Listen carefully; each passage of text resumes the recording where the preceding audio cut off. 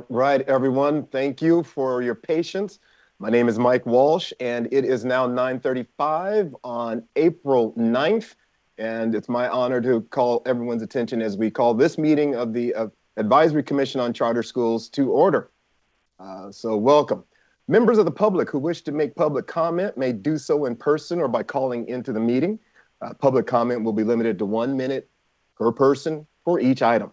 Members of the public wishing to make public comment in person should sign up on the sign-up sheets located on the tables in the back of the boardroom. California Department of Education staff will call members of the public by name when it is time to make public comment. Individuals should form a queue behind the microphone at the back of the room and wait for further direction from department staff prior to making public comment. Members of the public wishing to dial in for public comment should view the live stream of the meeting. Number and access code is available on the meeting agenda under public comment guidelines and will also be provided at the start of public comment for each item. Prior to making public comment, callers who are watching the meeting watching the meeting's live webcast should make sure that the volume on their computer is muted to avoid echoing sounds during the call. It is a caller's turn to make public comment. The caller will hear a voice announcement that says that they are unmuted. Another announcement will be made when a caller's time for public comment has ended. To call in for public comment, simply dial 717-908-1926 and use access code 1166083#. At this time, I'm going to go ahead and I'm going to be leading the flag salute this morning. It feels like it's appropriate since I'm hanging out in the nation's capital. So if everyone could rise and we could go to the flag salute. Everyone, please begin. I pledge allegiance to the flag of the United States of America and to the republic for which it stands, one nation, under God, indivisible, with liberty and justice for all.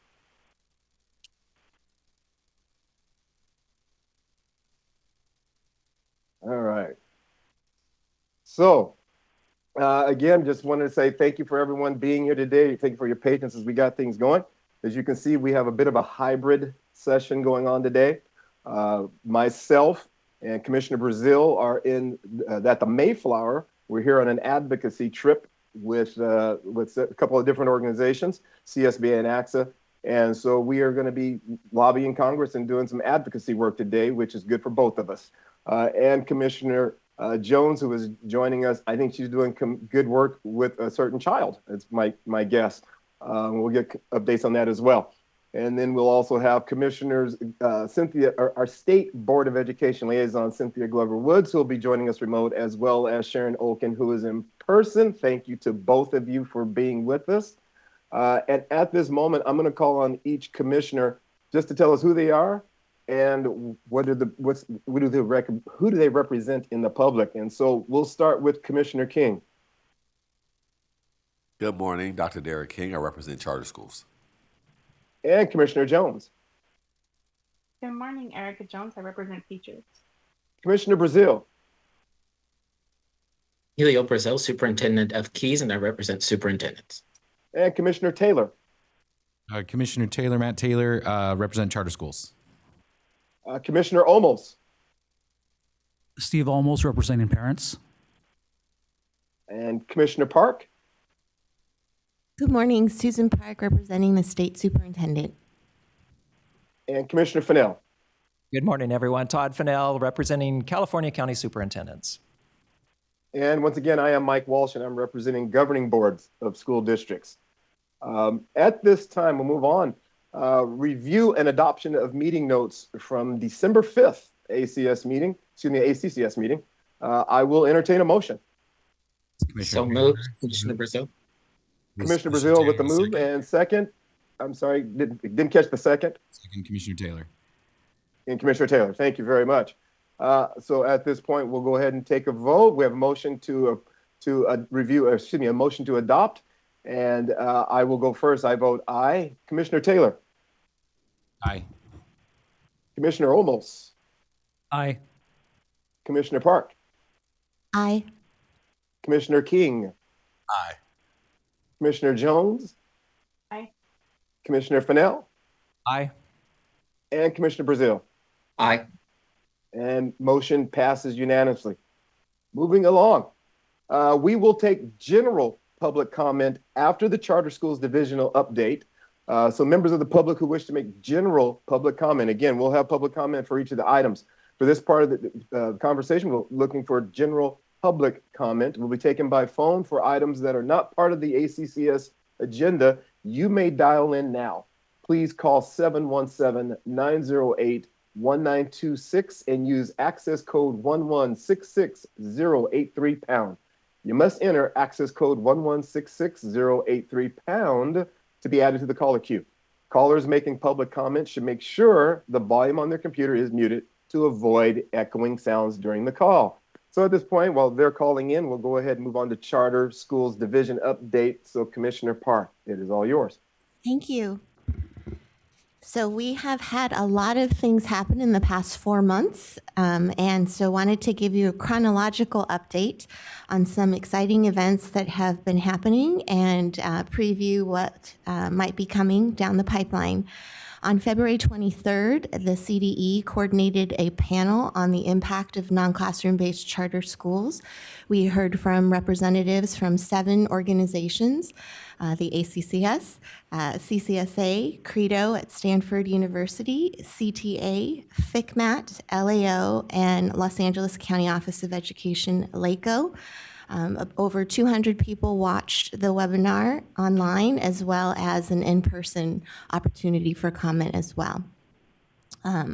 February 29th, just a week later, it was leap year day, and the Legislative Analyst's Office, LAO, and FCMAT released its highly anticipated report titled Review of the Funding Determination Process for Non-Classroom-Based Charter Schools. This 28-page report can be downloaded from the LAO website, and it was completed pursuant to Senate Bill 114, which amended the Education Code specifically for these 2 entities to study at length and report on the funding determination process.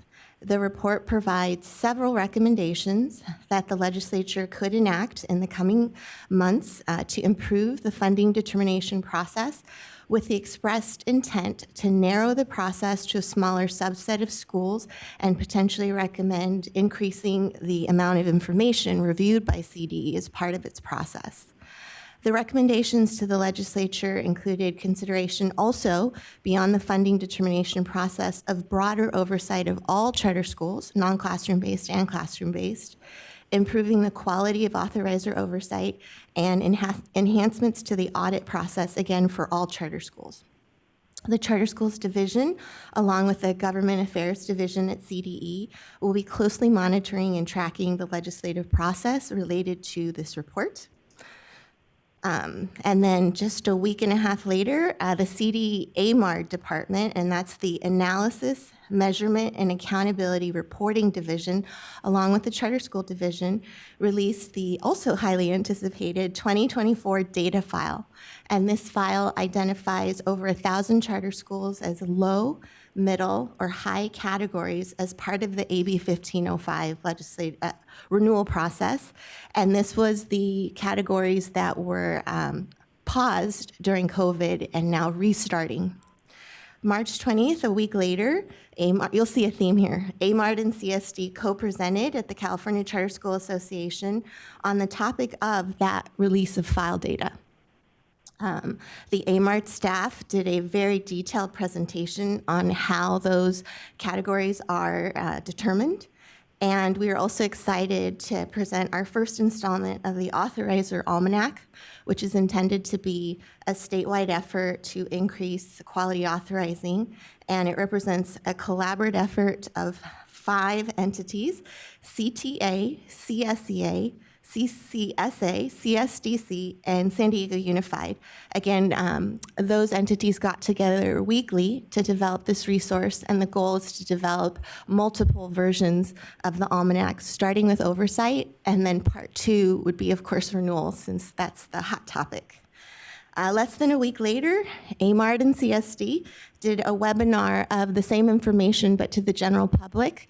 The webinar will be posted, so if you missed it, you can watch it on repeat, as well as Also highly attended. I want to say over 300. I don't have the data right now, but very well attended.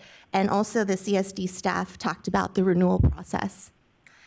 Finally, just a couple days ago on April 2nd, CCAP, because we need more organizations that begin with the letter C, the California Charter Authorizing Professionals released its report titled Protecting California Public Schools Against Fraud. This represented a 42-member task force that began meeting January of 2023, and its goal was to prevent and detect fraudulent activities in the public school system with an emphasis on charter schools. It's a 62-page report with about 20 recommendations to prevent, detect fraud, and how to get help when a fraud concern arises. So that was a long mouthful of events. And so we're excited to be restarting renewals and getting out with FAQs and the Authorizer Almanac that I mentioned as resources. Thank you. Thank you. It sounds like there may be a few reports out there to be read. I'm in. So at this time, we will take public comment first from people in the room. CDE staff will call the names of members of the public. Please form a line at the microphone located in the back of the boardroom. After that, we will take general public comment from callers. So I'll turn this over to the staff in the room. Good morning, Commissioner. We have 2 in-person public comments. Please line up at the microphone in the back of the room. Christopher Williams and Jeff Rice.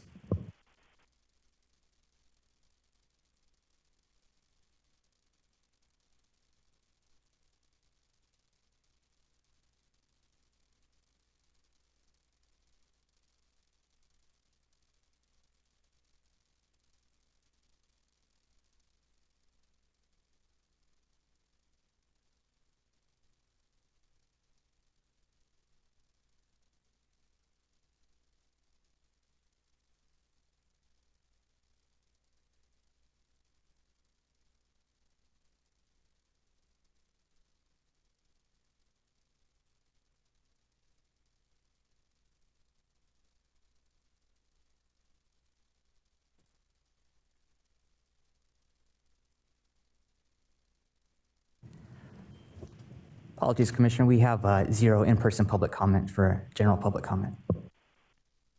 Okay, thank you. That explains why we weren't hearing anything. Then we will go ahead and move on. At this time, we will take general public comment from callers on the phone. Is there anybody on the line for public comment? There are currently no callers in the queue. Very good. Then we're going to move along to business. And business will be a little bit different today.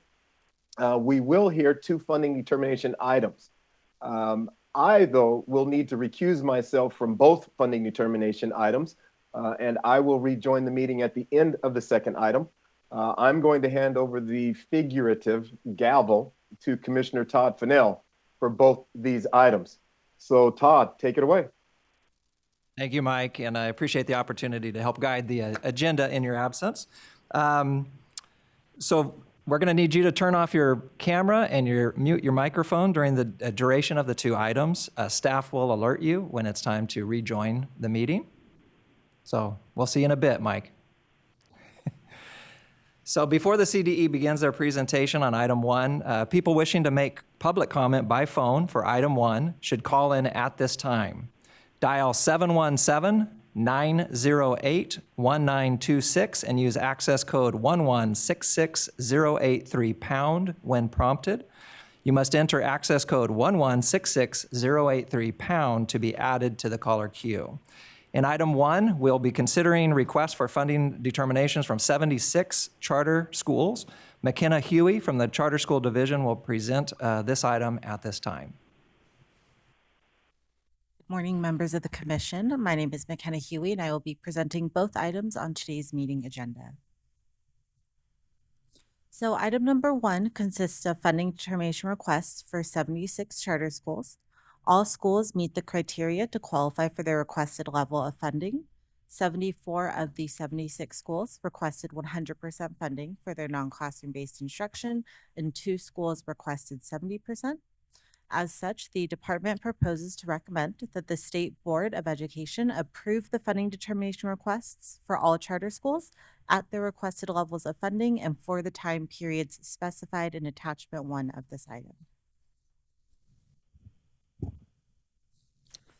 A little background regarding this item. Statute provides that a charter school may receive funding for its non-classroom-based instruction only if a determination of funding is made by the State Board. In determining that non-classroom-based instruction is conducted for the instructional benefit of pupils and is substantially dedicated to that function, the State Board shall consider the amount of a charter school's total budget expended on certificated employee salaries and benefits and on school sites, as well as the pupil-teacher ratio of the school. Pursuant to statute and regulations, a charter school may qualify for 70%, 85%, or 100% funding, or may be denied funding for its non-classroom-based instruction. The criteria to qualify for each level is detailed on this slide.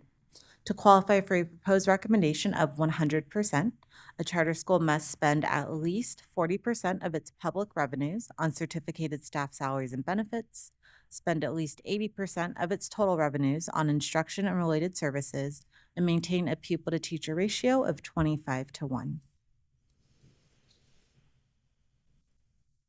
Regulations state that a funding determination shall be in increments of 2 to 5 years. Statute outlines the requirements for a funding period of 5 years, which is based on a charter school's academic performance index rank, which is no longer calculated. Based on the department's current interpretation of statute, the department recommends funding periods between 2 to 4 years, depending on the number of times a charter school has submitted a funding determination request to the State Board. In conclusion, as all charter schools presented in this item meet the regulatory requirements to qualify for their requested level of funding for non-classroom-based instruction, the department proposes to recommend that the State Board approve the funding determination requests for all charter schools at their requested levels of funding and for the time periods as specified in Attachment 1. Thank you for your consideration of this item, and I'm happy to answer any questions that the Commission may have.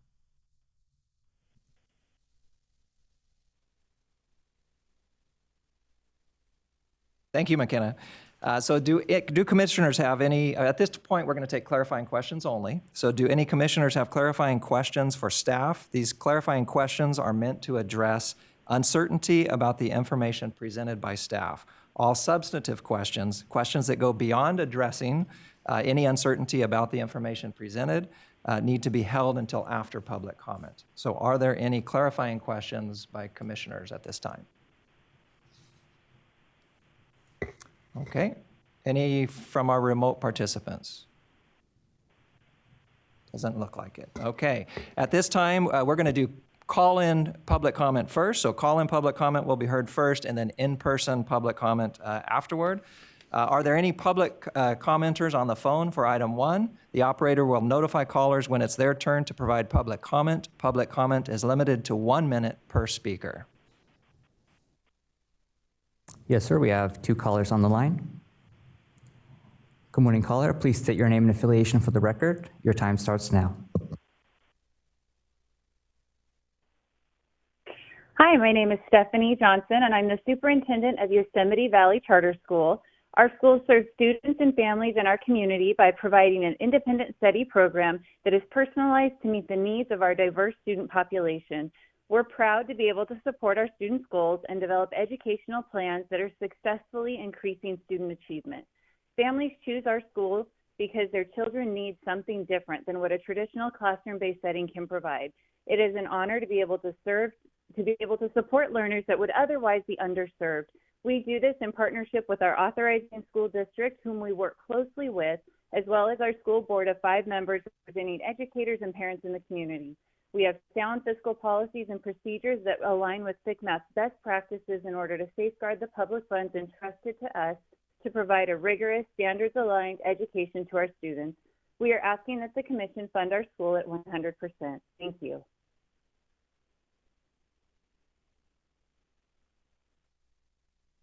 Next caller, please state your name and affiliation for the record. Your time starts now.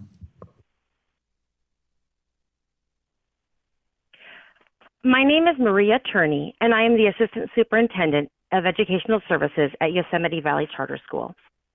Students come to our school for various reasons. They all arrive sharing their origin story with their teacher, why they've chosen an independent study model, and why now. I want to highlight a portion of our student population that you should be aware of impacting with your decision today.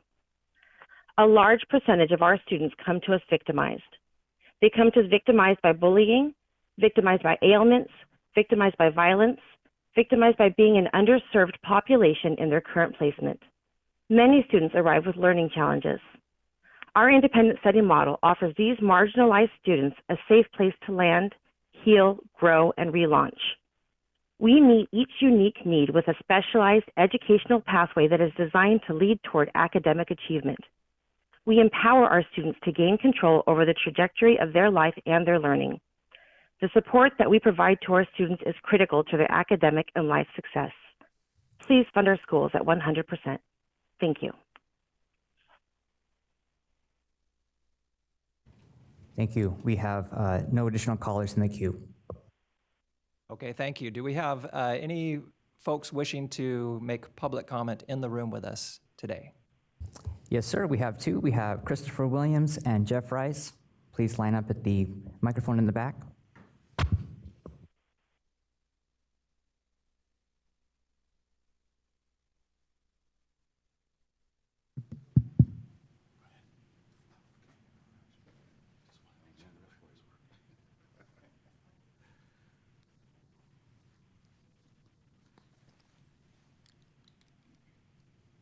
Okay, whenever you're ready, you have 1 minute. Hey, my name is Christopher Williams of the Absolute Charter Group, CPA and a certified fraud examiner. Ladies and gentlemen of the Advisory Commission on Charter Schools, I stand before you today to advocate passionately for the continued support and funding of Yosemite Valley Charter School. This institution has not only excelled in improving academic achievements, but has also shown exemplary dedication to financial integrity and transparency. One of the key measures taken by the school to limit financial fraud risk is a strategic decision to hire a back office firm comprising a leader who is both a CPA and a certified fraud examiner. This expert team ensures that the school's financial operations are meticulously reviewed, monitored, and safeguarded against any potential risk or discrepancies.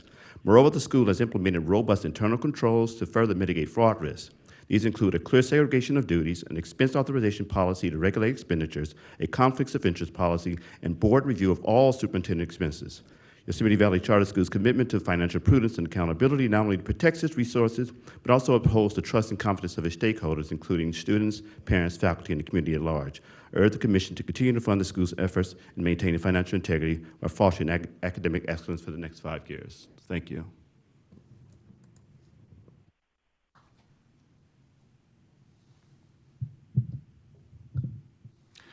Good morning, Commissioners. Jeff Rice with A+. Through many years, the ACCS has discussed multiple times whether it is allowable for the ACCS to make a recommendation for a 5-year funding determination period. As McKenna alluded to earlier, there's been a difference in interpretation of statute between the Department of Education and the field.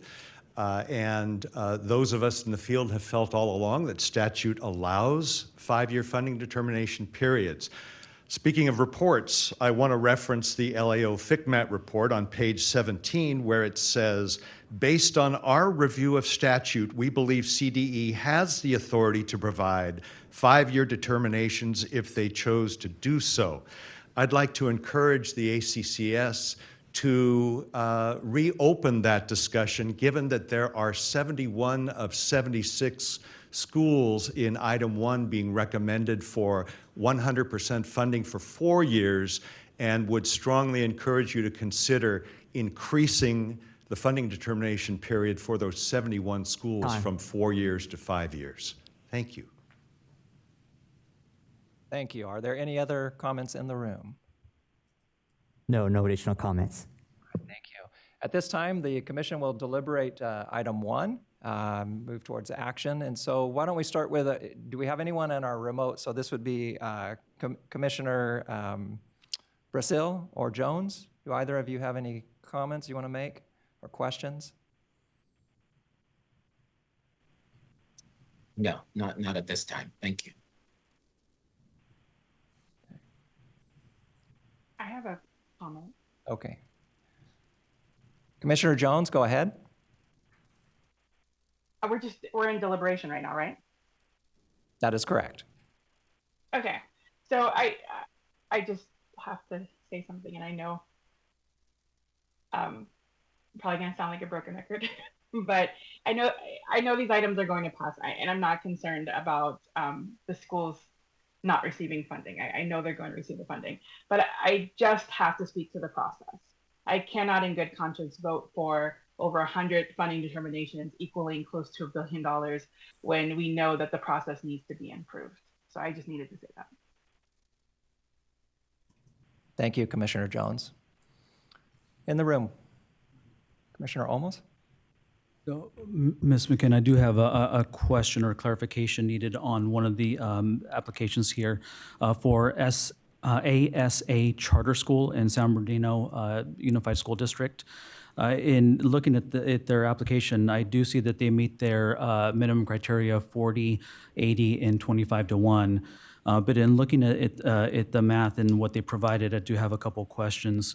If you look at their application, they do have a total budget of about $6 million. They have 0 listed for operations and facilities. They have 0 listed for certificated administration. They have 29.27 ADA listed, and they have 2.5 FTE listed in their application, but they have 2.4 million expenditures in certificated. So that doesn't really add up for me when it's $2.5 million of certificated salary expenses, yet only 2.5 FTE. Thank you for that comment and that observation. So in making our recommendations to the commission and the state board, department staff are guided by regulations, which does outline the calculation that is used to kind of meet these thresholds. And we adhere to regulations when we're making our recommendations and determining funding levels. But again, I'm not quite sure how you can spend $2.5 million on 2.5 staff. I'm not sure if that was looked at or if there's any questions raised on those self-reported numbers. We do look at the information provided by a school on the funding determination form. Again, to reiterate, the school did meet the regulatory criteria to qualify for their requested level of funding.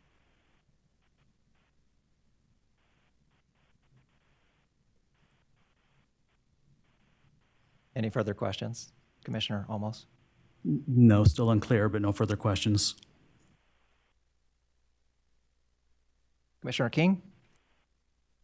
Yes, I'd like to raise the same concern as was mentioned through the public comment. I know we've addressed it before with respect to the 5-year funding determination. Because the statute does allow it, it's important to me to express the fact that it's hostile to charter schools to reduce that funding determination by 20% based on an interpretation that seems to be more aggressive than the statute. So the reason why I didn't mention it for clarification is because I do understand the rationale from the CDE because I've addressed it before. I just disagree with it still. So, thank you, Commissioner King. Any other comments or questions from commissioners? If not, is there a motion that someone would like to put forth? I'll move to approve. Commissioner Brazil. a second. Okay, and for clarity, are we moving to approve the recommendations of the CDE staff? Correct. That's what my second is. Okay, so we have a motion and a second to approve the recommendations as presented by CDE staff. Because this is a hybrid meeting, we're going to, actually, we do it all the time, I'm sorry. Roll call vote. Commissioner Brazil. Aye. Commissioner Jones. No. Commissioner King. Aye. Commissioner Olmos. Aye. Commissioner Park. Aye. Commissioner Taylor. Aye. And my vote is aye. Motion carries. Action item 1 is approved. At this time, we're going to hear item number 2, and this is consideration for determination of funding for reasonable basis mitigating circumstances. Again, McKenna is going to present the item. Thank you. All right. So item 2 of today's meeting agenda considers determination of funding requests with the consideration of mitigating circumstances. And I'm sorry, McKenna, if I could stop you for one moment, because I forgot to say, you saw Commissioner Taylor leave the room, so I need to make it a part of the record that I understand that Commissioner Taylor will recuse himself from participation in this item. Commissioner Taylor we will notify you, if you can hear me, when we return to the meeting at the conclusion of this item. As previously announced, Commissioner Walsh is also recusing himself from this item at this time. So sorry for the interruption. Please proceed. So item 2 of today's meeting agenda consists of funding determination requests with mitigating circumstances for 30 charter schools. All schools included in this item requested 100% funding for their non-classroom-based instruction. Without the consideration of mitigating circumstances, none of these schools meet the expenditure requirements for full funding. After reviewing all charter schools' funding determination and mitigating circumstances requests, the department proposes to recommend that the state board approve for 2 years 27 charter schools at 100%, 2 charter schools at 85%, and 1 charter school at 70% for their non-classroom-based instruction.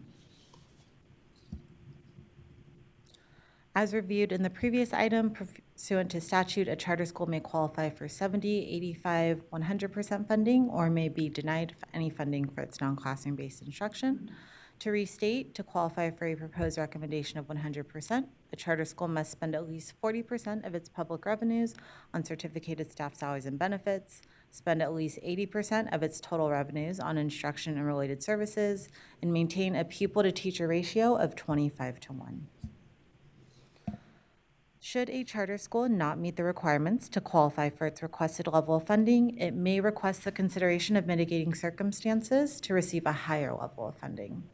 Mitigating circumstances may include, but is not limited to, the information provided by the charter school on its form, documented data regarding individual circumstances of the charter school, the size of the charter school, or the number of years that the charter school has been in operation. The department is guided by regulations in its review of mitigating circumstances requests. The department considers the level of funding requested by the charter school, the level of funding for which it qualifies based on its reported expenditures, its individual circumstances, including documented data, size, reserves, and previous requests for the consideration of mitigating circumstances. The department requests clarifying information as necessary to make possible a more detailed review or to develop a reasonable basis for a recommendation other than those prescribed by regulations. Regulations provide that funding determinations shall be for a minimum of 2 years and a maximum of 5 years. For funding determination requests with the consideration of mitigating circumstances, the department recommends funding periods of 2 years, and this allows the department to timely revisit charter schools' funding determinations and ensure that the schools meet the appropriate expenditure requirements for their approved level of funding. In conclusion, the department proposes to recommend that the state board approve 29 charter schools for a higher level of funding than for which they qualify to receive, and 1 charter school for the level of funding that it qualifies to receive based on its reported expenditures. The department does note that charter schools whose funding determinations are approved at a different level than what they requested may submit a funding determination reconsideration request pursuant to regulations. That concludes my presentation for this item. Happy to answer any questions. Thank you, Ms. Uyui. So people wishing to make public comment by phone for item 2 should call in at this time, dial 717-908-1926 and use access code 1166083# when prompted. You must enter access code 1166083# to be added to the caller queue. Commissioners, as we did earlier, any commissioners that have clarifying questions for staff, this would be the time to ask those. Again, this is to address uncertainty about the information presented by staff. All substantive questions, questions that go beyond addressing uncertainty about the information needs to be held until after public comment. Do we have any questions for clarity from any commissioners remotely? Let's start there first. Seeing none. Here in the room? Okay. Are there any callers? We're going to hear from the call-in folks first. Are there any callers in the queue? Yes, sir. We have one caller. Okay. Proceed. Good morning, caller. Please state your name and affiliation for the record. Your time starts now.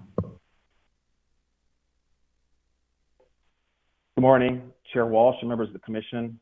My name is Nicholas Watson, speaking on behalf of the California Charter Schools Association. CCSA would like to thank California Department of Education staff for the review and consideration of the funding determination requests submitted by these schools.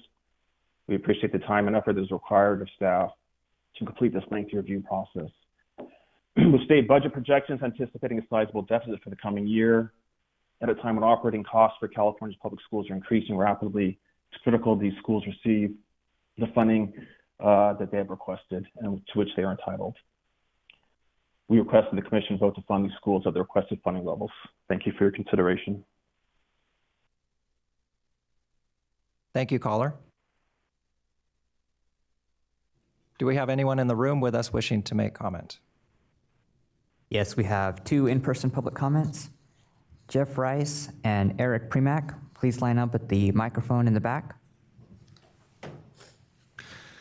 Good morning again, Commissioners. Jeff Rice with A+. On this agenda item, as reported, there are 27 schools under mitigating circumstances being recommended for 100% funding for a period of 2 years. According to my calculations in looking through the details of these schools, 23 of the 27 identified one-time revenues as the reason they were seeking mitigating circumstances. That's 85% of the total. Citing the LAO FICMAT report once again, they're recommending in their report as one of the solutions to exclude unused one-time revenues from the revenue calculation in the future. Given that that is one of their recommendations, and given that most of these schools who are being recommended for 100% funding for 2 years would not be here under mitigating circumstances had they been able to exclude unused one-time funds, I'd like to ask you to consider granting these schools, these 27 schools, a longer funding determination period than 2 years. In fact, up to 4 years, please. Thank you.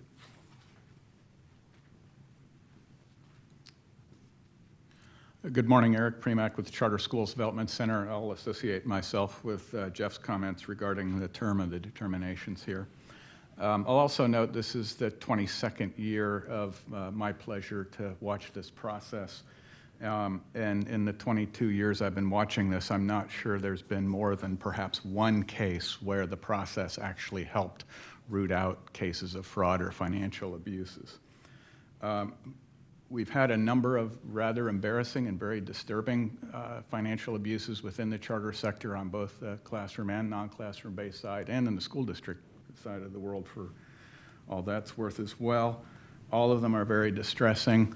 We got 2 reports and another group studying the issues, all of them looking in the wrong place. They're all looking at the audit process as if you can root out this sort of thing effectively through that process.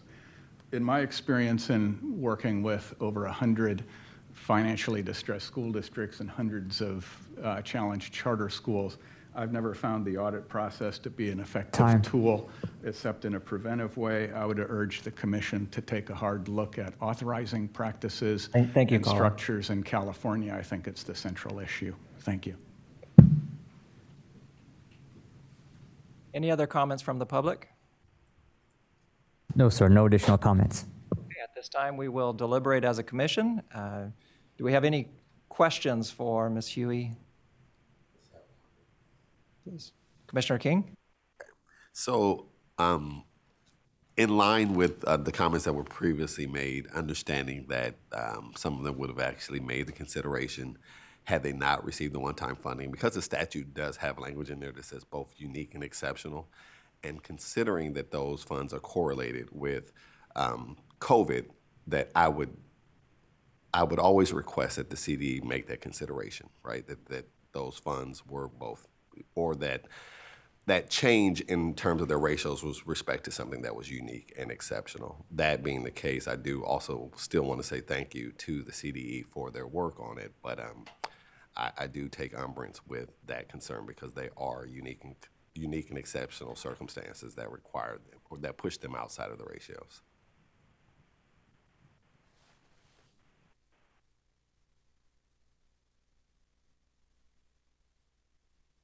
Commissioner Jones or Brazil, do you have any comments or questions? I would share that. This is Commissioner Brazil. I would share what Commissioner King has shared. I echo those same views. So, and I'd also like to thank staff for their hard work. Thank you.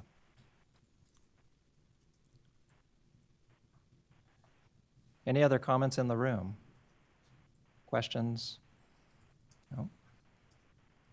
Would somebody like to make a motion? I'll move to accept CD's recommendation on the funding determination. I'll second. Motion by Commissioner Olmos and a second by Commissioner Park. Let's go ahead and take a roll call vote. Commissioner Jones? No. Commissioner Jones is a no. Commissioner King? Aye. Commissioner Brazil? Aye. Commissioner Olmos?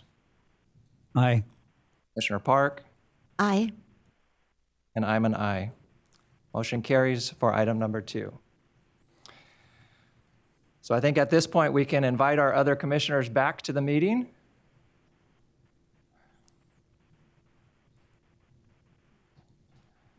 And we'll just take a moment while that is happening.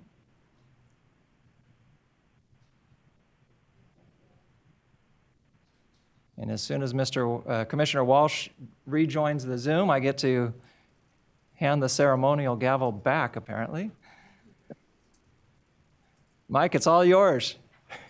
Oh, thank you so much. I got to tell you, chairing these meetings is getting easier. I'm telling you, it was a tough day. And so thank you very much, Commissioner Fennell, for taking care of that on my behalf, on the behalf of the commission. Want to announce that the next State Board of Education meeting happens on May 8th and 9th, and then the next ACCS meeting, we all gather back together again on June 4th of this year. So have a fantastic rest of your day, everyone. I'm assuming that everyone survived the staring at the sun and your cornea and everything are working correctly now. Mine have almost adjusted. We did get to go out and watch yesterday. So at this point, I'm going to head out and go check out the African American Museum and have a fantastic time advocating on behalf of everyone else. Thank you for your work. Make it an awesome day. Take care, everyone.